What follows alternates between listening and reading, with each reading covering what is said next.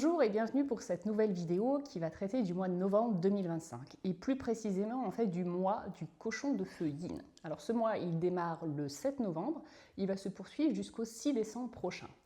Que vient nous dire ce mois quelque peu particulier? Déjà c'est l'entrée de l'hiver au regard du calendrier chinois, donc ça symbolise aussi le retour de l'eau. L'eau qui était un élément qui nous avait fait défaut grosso modo sur ces derniers mois et qui nous rappelle qu'elle est symbole de fluidité, de communication, de flexibilité. Donc on pourrait se dire finalement quelque peu c'est une bonne nouvelle puisque ça va être le retour à quelque chose de plus fluide et peut-être plus évident à vivre. Et en fin de compte, c'est pas vraiment ça qui se joue ce mois-ci. D'un côté, nous avons donc ce fameux cochon qui est composé d'eau et de bois, puisque je vous le décompose avec les différents éléments, mais qui est à mettre en perspective aussi au regard de l'année dans laquelle nous nous trouvons, à savoir l'année du serpent de bois yin. Et qu'est-ce qui se passe? C'est que d'un côté, on va observer le bois yin de cette année face au feu yin de ce mois. Quelque part, c'est quelque chose qui semble plutôt fluide, productif, puisque le bois alimente en fait le feu. Donc c'est comme l'idée de rajouter en fait du bois dans la cheminée, d'alimenter une flamme, etc.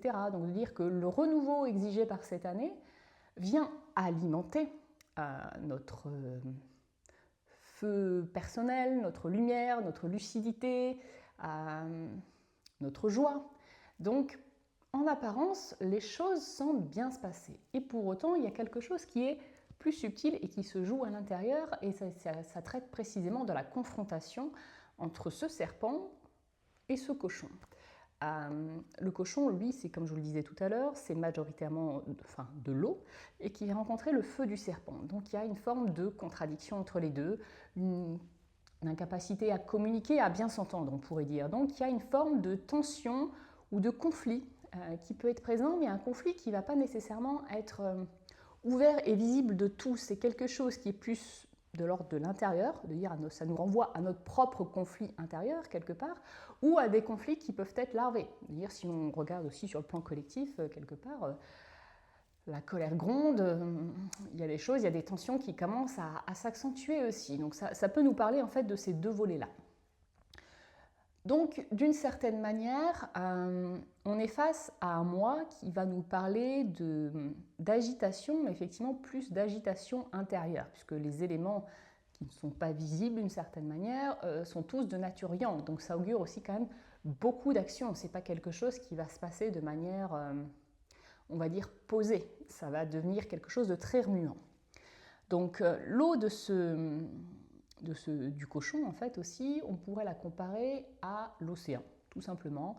Un océan qui peut être aussi calme en surface, qui peut être profond et mystérieux au fin fond, au sein même des abysses. Donc on pourrait se dire, qu'est-ce qui est peut-être latent, qu'est-ce qui est susceptible de surgir soudainement, d'autant plus que l'eau nous parle aussi de nos propres peurs. Donc de dire, qu'est-ce qui va peut-être venir nous remuer et être en confrontation quelque part avec peut-être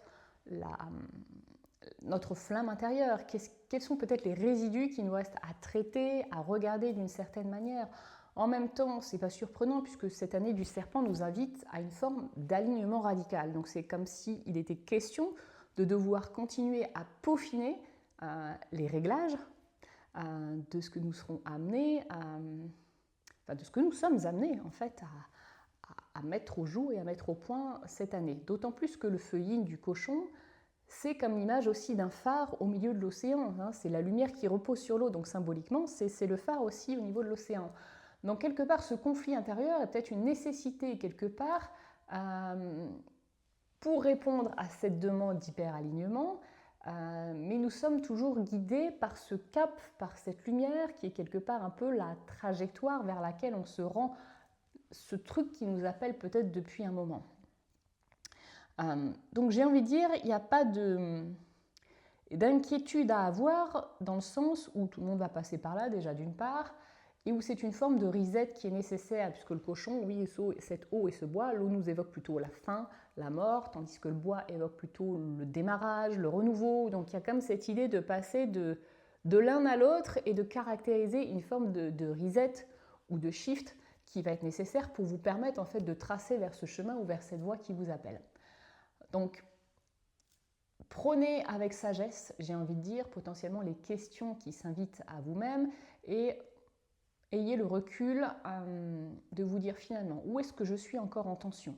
En tension déjà de moi avec moi-même, de moi peut-être avec d'autres, de moi dans ma propre posture, de voir comment je vais peut-être pouvoir agir et continuer à agir à titre personnel, à titre professionnel également, puisque ça ne se limite pas à la sphère perso bien entendu, et de voir où est-ce que j'ai encore quelque part des réglages à faire pour être dans cette forme d'alignement radical quelque part que l'année exige de nous. Elle ne le fait pas gratuitement et juste par simple plaisir, c'est que je vais vous mettre ça aussi en perspective avec l'année 2026 qui s'en vient, qui va être une année globalement assez transformatrice à tout point de vue, et que quelque part pour naviguer au milieu de cette période qui peut s'annoncer d'une certaine manière chaotique, il est nécessaire effectivement de s'être pleinement trouvé pour pouvoir garder sa trajectoire et son ancrage, parce que ça va être aussi tout l'enjeu de l'année 2026. Voilà ce que je voulais vous dire en tout cas pour ce mois-ci. Si vous avez aimé cette vidéo, je vous invite à la liker, à la partager aussi auprès de personnes qui pourraient en avoir besoin. Et je vous dis rendez-vous le mois prochain pour une prochaine vidéo.